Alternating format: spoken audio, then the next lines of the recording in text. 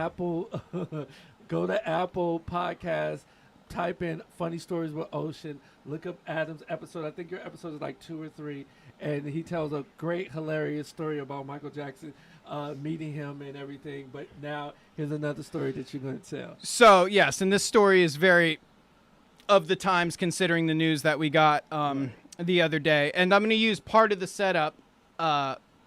Excuse me. Oh, my God.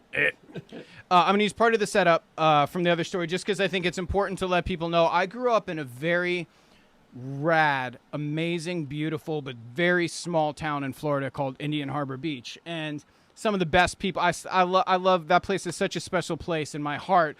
But moving from Indian Harbor Beach to Malibu, California at 13 was jarring, right? I thought we were loaded because we had stairs. I was like, man, we got in stairs, bro. We got a bottom floor and a top floor. Exactly. Mic drop.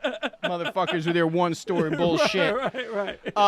And then also, too, we had no celebrity presences there. Like the most famous sighting you saw is like the guy from Bob's OK Tire commercial. I saw him one time in a food court in the mall eating like a fucking hot dog on a stick like he's people just like us. I can't believe it. Right.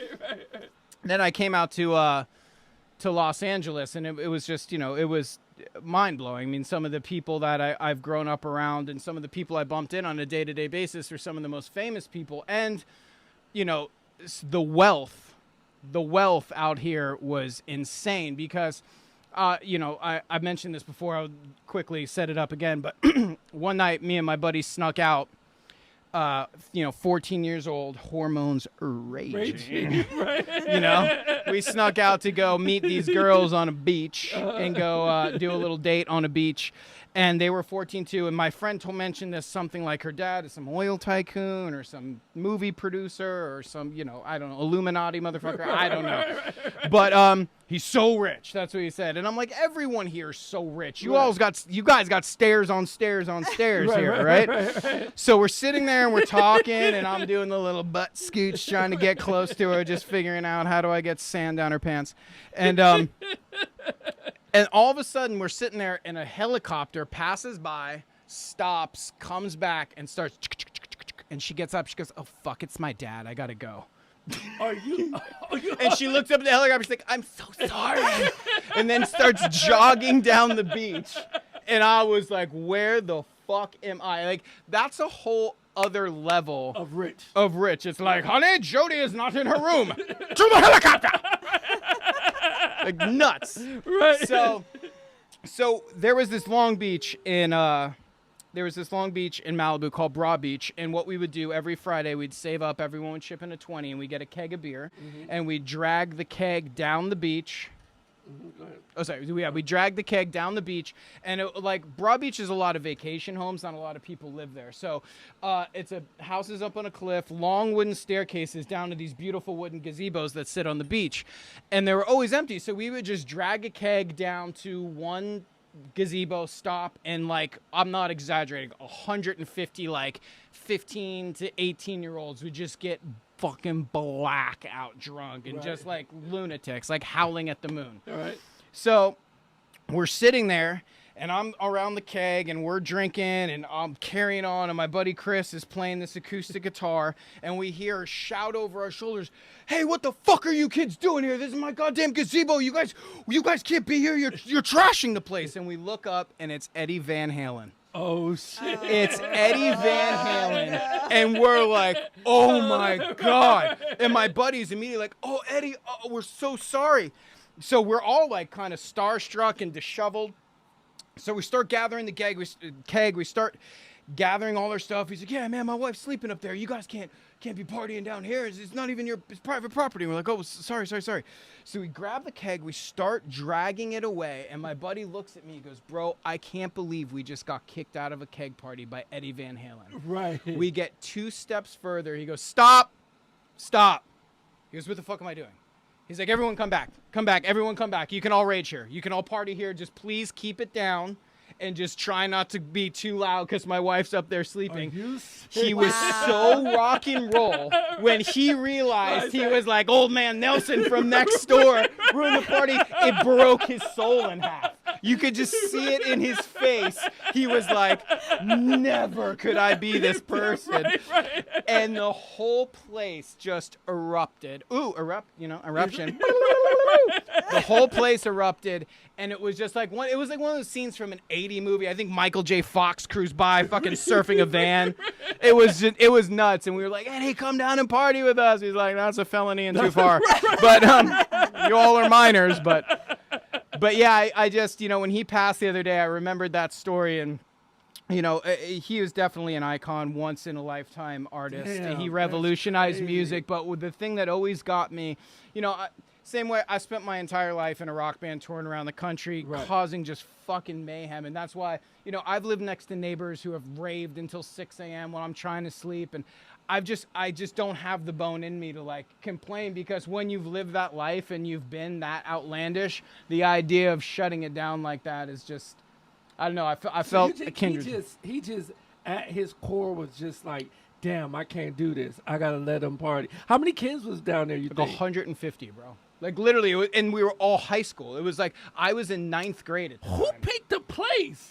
Well, okay, how did y'all find this place? So it says the thing. It's a long beach, and every 200 yards is a wooden gazebo. Every 200 yards. So we walked down far enough from the main entrance that the cops couldn't see us, and we just randomly picked one gazebo. We're like, we're gonna set up here. None of those people, like most of those people, live in Saudi Arabia. Or they're never there. You know what I mean? Right, they're never there. They're never there. Which I'm probably like giving way bad information on the internet. No, that's in Fresno actually. Go there. But yeah, we just happened to pick Eddie Van Halen's one. He happened to come down, break up the party, and his heart couldn't take it. How did he look in person? Do you remember the exact facial expression he had on and everything? Well, at first I couldn't tell it was rightfully him. I mean, his furrowed brow and just like he would just looked upset, right? Because you can imagine, it's like you're coming down, it's in his backyard, right? But there's 150 strange children in his backyard doing weird shit, right. And and then the second he calmed down, that's my buddy was like, oh hey Eddie, and right when he said Eddie, because I was like, I know this guy, but I'm pretty bad with that. I have walked up to famous people before thinking I just like know them from work, or vice versa. Like I've run into my buddy from high school, like, bro, I love that thing you were in. He's like, what the fuck are you talking about? So I'm just right. My brain's just programmed to immediately dismiss face or names. Right. Second you tell me. So your name. you didn't really know until he said Eddie. That's crazy. How was his house? Was it crazy? Was it? The thing is, you couldn't even see it. You know what I mean? It was so far up on the hill. It was like the stairway to heaven. It just literally, it just stairs to a house on the hills. But wow. Yeah. So he was battling cancer for a long time. Yeah. Damn. Yeah, that's a motherfucker, man. Chadwick Boseman, dude. I know. That's some young shit. Young shit. You were talking about him being somehow Vanilla Ice is still kicking around. Somehow Vanilla Ice. You were talking about how young he was and how it affected your life. We were talking about it before we got here. Yeah. What did you say? You said. Well, it's funny, now that I'm 39 years old. Like when I was that age, right. If you were 30, you were fucking ancient. Right, you were just made of stone. Like, what was the world like before electricity? You fucking fossil. Now that I'm 39, like when I heard he died and he was 65, I'm like, that's so fucking young. Right, exactly. He's got so much more to accomplish. When was the last time he was in Italy? I don't know. That's so true, though. It is. I remember when I was super young and like just people like you would think. I remember when I was like, oh, I'm gonna be this age in this year, and it seems so far away, and then all of a sudden it's right there, bro. And tell me this: years go by like seconds. Seconds. See, now. but listen, you don't have a kid. I have a kid. We have kids. Yes. Kids it makes it go by faster. So you're just like, because they're getting older and you're like, damn, I'm getting older. And it just goes by quickly. Yeah. Quickly. This life, that's why you just got to live this life, because you just never know. You just never having know. fun. You never know, but you looked out, man. You got that beautiful black skin. You getting younger looking as you're getting older, right? I'm sitting here rubbing Revlon serums on my eyes every morning. Yeah, I got Revlon serums on my eyes every morning. Like, I will not go quietly into that good night. No, listen, that's not. Let me tell you what. I'm going to tell you a secret that I do. This is a real secret for this podcast. I put on cocoa butter every single night. That's one, and I don't sleep on my face. No, he doesn't. I do not sleep on my face, so I don't. I never move. Wait, so break this the fuck down. Yes. How do you not sleep on your face? So I just sleep on my back. Yeah.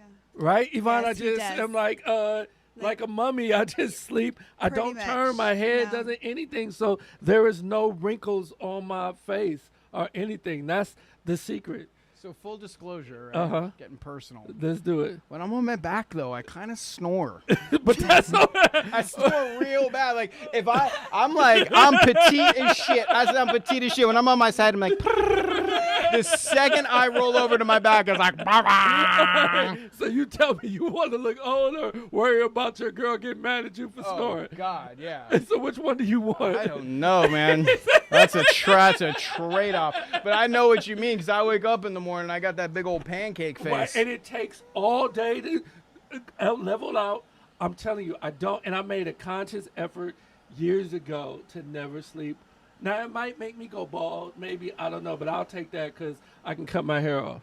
So I'll take that. But you still look great, Adam. What are you talking about? That's the point, bro. This is serums, man. Shout out to Revlon. I'm working it. I'm doing the programs, yo. You shouted out. Riviera Recovery. Riviera Recovery. Revlon. I'm going to have a makeup and sobriety sponsorship. This is going to be badass. What was the alcohol choice that you drank when you were drinking? Oh, man, I'm a beer guy. A beer guy. Beer and cocaine. It's like, I always say, if you're drinking and not doing blow, that's just irresponsible. Right? If you're drinking and not doing coke, that's dangerous. Because that's a perfect example. The night I blacked out and got the I did, and no coke. No coke. If I had cocaine, different outcome. And on that note, everybody, that's how you don't black out. It's cocaine. Narcotics, children. Narcotics. Straight from a rocker. That's how they stay away. Adam, this has been amazing, man. I love you so much. Man. Like, you're my favorite person. Like, you're my favorite person. And I appreciate you coming on and telling your Van Halen story, which is amazing.